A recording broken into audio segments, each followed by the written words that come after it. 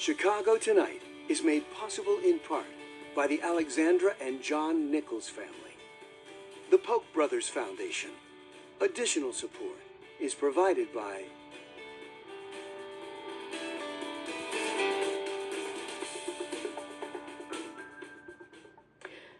And that is our show for this Friday night. You can stream The Week in Review and Chicago Tonight on our WTTW YouTube channel every evening. You can also catch up on any programs that you may have missed. Now for The Week in Review, I'm Amanda Vinicky. Thanks for watching. Stay healthy and safe, and have a good night.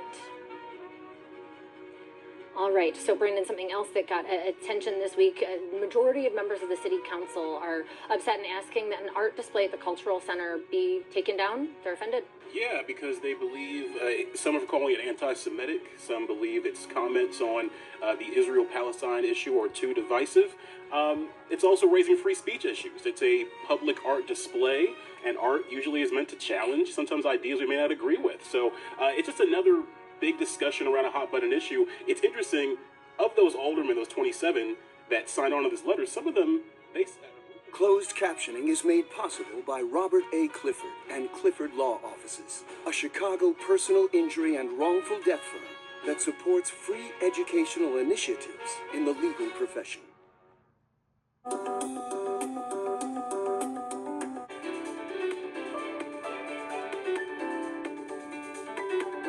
Washington Week with The Atlantic, next on WTTW.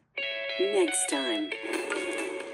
A power outage on the island is caused by an electrocution. Death would have been instantaneous. The victim was stealing electricity, but Neville has a question. Why wasn't he wearing his insulation gloves? And as the team discovers more about him, he wasn't as nice as people thought, okay? They find out his scheme was worth a fortune. The amount of power stolen was off the chart. Death in Paradise. Saturday at 7 on WTTW. On Masterpiece. He's a bonny wee thing. I'll be working on my speech if anyone needs me. Speech. I'm sorry, Mr. Harriet. Your mother insisted. The animals always come first. Isn't that right, James? Telegram for Mr. Farnan? Is everything all right, Audrey? We'll try not to assume the worst. It's easier said than done. All creatures, great and small, on Masterpiece. Sunday at 8 on WTTW.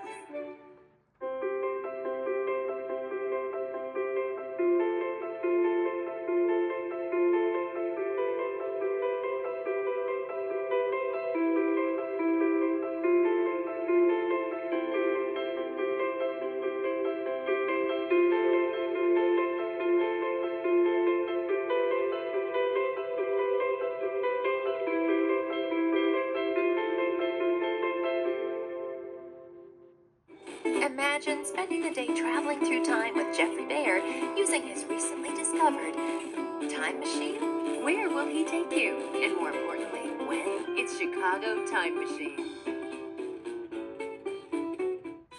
Programming on WTTW is made possible in part by the Polk Brothers Foundation, working to make Chicago a place where all people have the opportunity to reach their full potential.